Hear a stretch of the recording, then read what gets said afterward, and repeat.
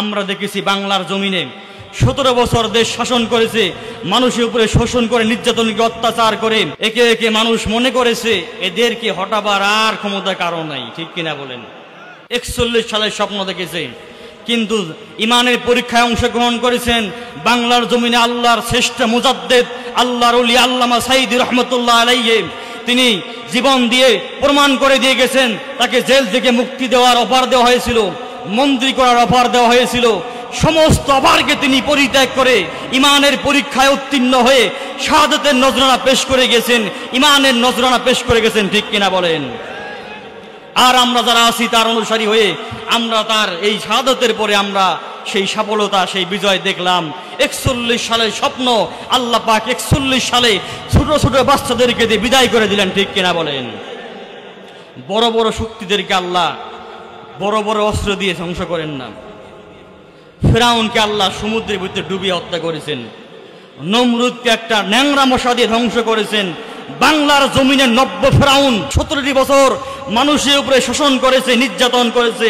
আল্লাহ রাব্বুল আমিন 17 বছর অত্যাচার নির্যাতন পরে বড় বড় শক্তিশালী দলকে দিয়ে, বড় বড় জাতিকে দিয়ে ধ্বংস করেন নাই, শুধুমাত্র স্কুল কলেজে ছাত্রদের ছোট ছোট পোলাপান দিকে দিয়ে আল্লাহ পাক ধ্বংস করে এটাই প্রমাণ করে দিয়েছেন বাংলার জমিনে থেকে শুরু করে বিশ্বে যারা যারা অত্যাচার করবে, নির্যাতন করবে, ফিরাউনের উত্তরসূরি যারা হবে তাদেরকেও আল্লাহ পাক এইভাবে ধ্বংস করে শেষ করে দিবেন, ঠিক কিনা বলেন? আউযু বিল্লাহি মিনাশ শাইতানির রাজিম। বিসমিল্লাহির রাহমানির রাহিম। ওয়ামা ইউমিনু আকসারুহুম বিল্লাহি ইল্লা ওয়া হুম মুশরিকুন। সাদাকাল্লাহুল আযীম। কুরআনুল কারীমের 12 নম্বর সূরা, সূরার নাম সূরা ইউসুফ। সেখান থেকে আয়াত তেলাওয়াত করেছি 106 নম্বর আয়াত। আল্লাহ রাব্বুল আমিন বলতেছেন, মানুষদের মধ্যে মানুষেরা অধিকাংশ দাবি করে তারা মুমিন, আসলে তাদের অধিকাংশই হচ্ছে মুশরিক। বলেন নাউযুবিল্লাহ। তাহলে বোঝা যাচ্ছে যে মুমিন শুধু দাবি করলে হবে না, ইমানের দাবির সাথে মুমিনের দাবি মিলা লাগবে, ঠিক কিনা? আমরা মুসলমান দাবি করি আবার শিরকও করি, ঠিক কিনা? কার কথা? আল্লাহর কথা। আল্লাহ পাক বলতেছেন মানুষের অধিকাংশ মুমিন দাবি করে, কিন্তু তাদের অধিকাংশ হচ্ছে মুশরিক, শিরকও করে, ইমানও দাবি করে আবার শিরকও করে। ইমানদারের তাওহীদ, ইমানদারের প্রতি অনেকগুলো দাবি পেশ করেন। তাওহীদের দাবির সঙ্গে যদি আমাদের দাবির মিল থাকে তবে আমরা মুমিনরা ইমানদার বলে, মুমিন বলে বিবেচিত হব, ঠিক কিনা বলেন? আল্লাহ রাব্বুল আমিন দুনিয়াতে হাজার হাজার লক্ষ লক্ষ নবী রাসূল পাঠিয়েছিলেন।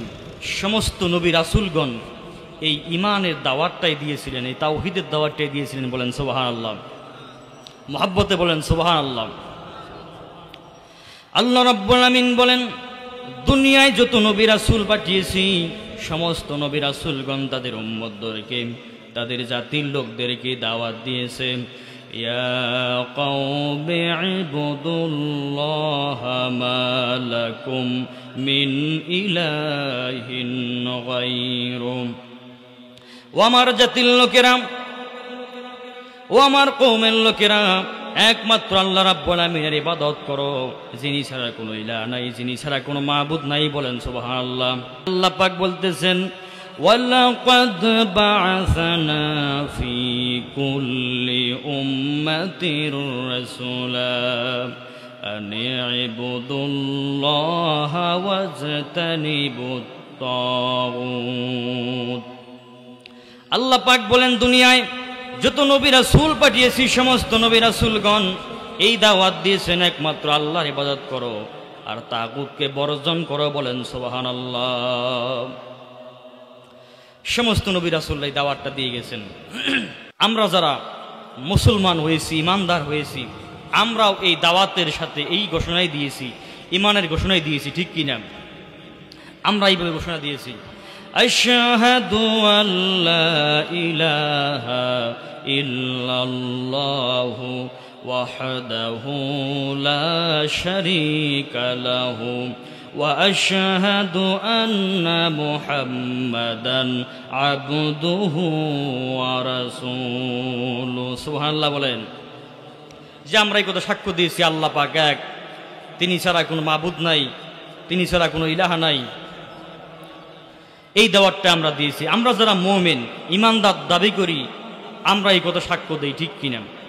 আর অনেকেই আল্লাহকে মানে, এক হিসেবে মানে, বলে মুখে আল্লাহ পাক এক, কিন্তু মানার সময় বিভিন্নভাবে মানে, ঠিক কিনা? যেমন পৃথিবীতে আজকে ইহুদি খ্রিস্টানেরা বিশাল বড় জনশক্তি তাদের, ঠিক কিনা? তারা বলেছেন ওয়াকালাতিন নাসারাল মাসীহ ইবনুল্লাহ, খ্রিস্টানরা বলেছে ঈসা মাসীহ হচ্ছে আল্লাহর পুত্র, বলেন নাউজুবিল্লাহ।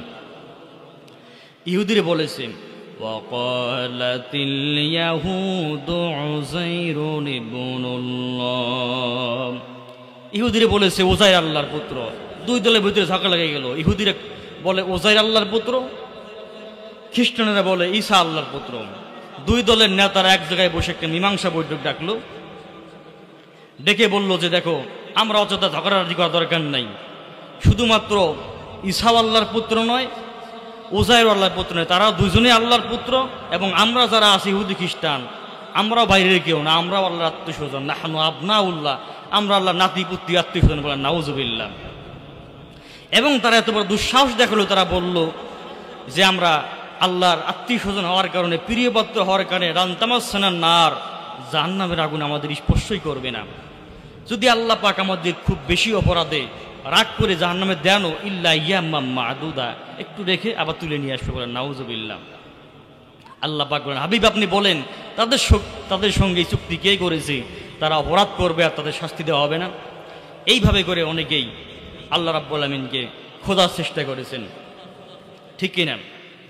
আল্লাহ পাক বলেন বাদিউস সামাওয়াতি ওয়াল আরদি আন্না ইয়াকুনু লাহু ওয়ালাদুন ওয়া লাম তাকুন লাহু সাহিবাতুন ওয়া খালাকা কুল্লা শাইইন ওয়া হুয়া বিকুল্লি শাইইন আলীম।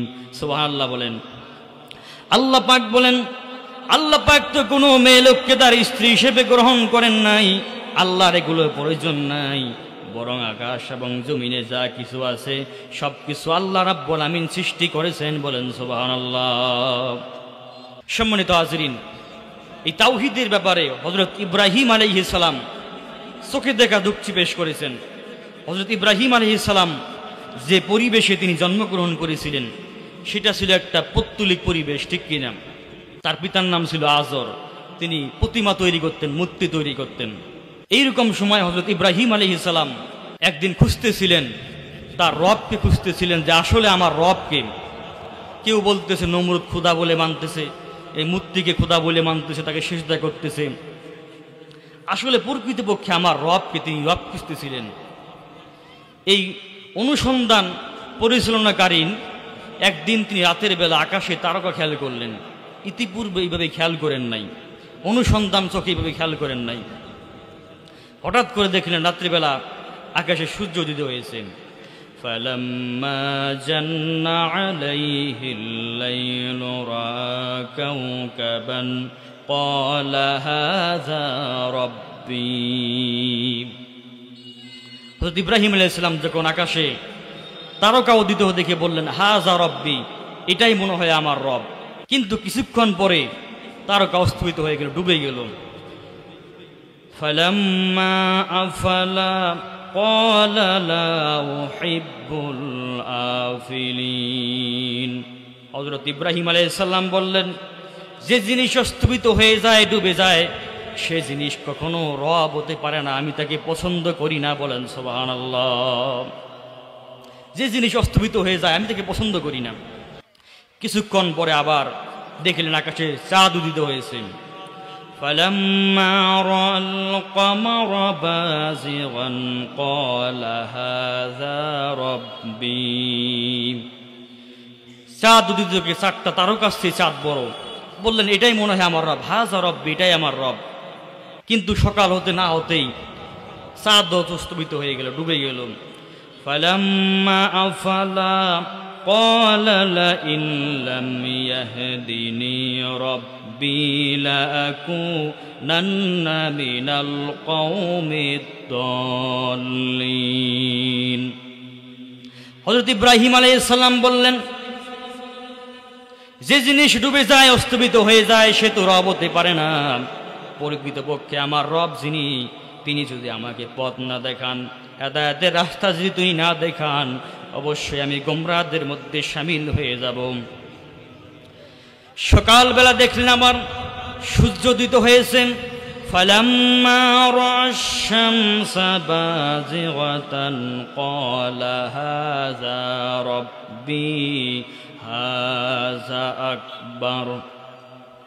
দেখলেন সকালবেলা চাঁদ, সূর্য উদিত হয়েছে, চাঁদের চেয়ে সূর্যের আলো অনেক বেশি, আরো বড়।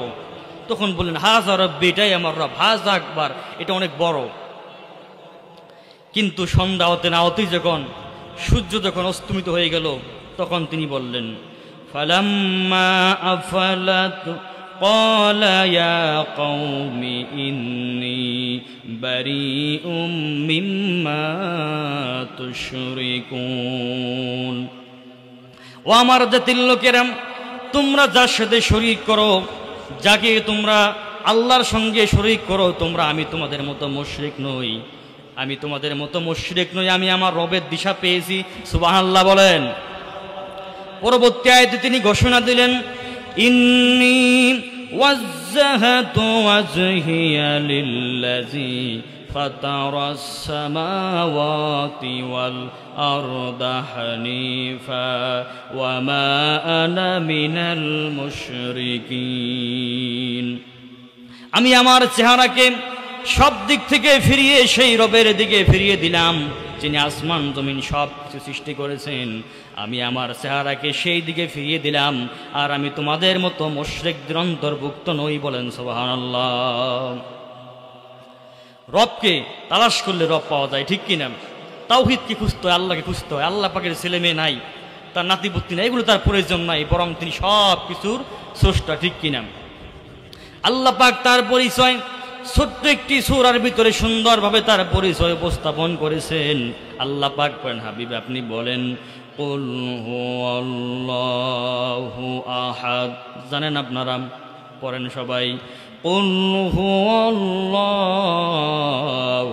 আহাদ আল্লাহুস সামাদ লাম ইয়ালিদ ওয়া লাম ইউলাদ ওয়ালাম ইয়াকুল লাহু কুফুয়ান আহাদ। আল্লাহ পাক বলেন, হাবিব আপনি বলেন আল্লাহ এক, তিনি একক, তিনি কাউকে জন্ম দেন নাই, তাকেও কেউ জন্ম দেয় নাই, বরং আকাশ এবং জমিনে যা কিছু আছে সব কিছুর স্রষ্টা হচ্ছেন আল্লাহ রাব্বুল আলামিন। বলেন সুবহানাল্লাহ।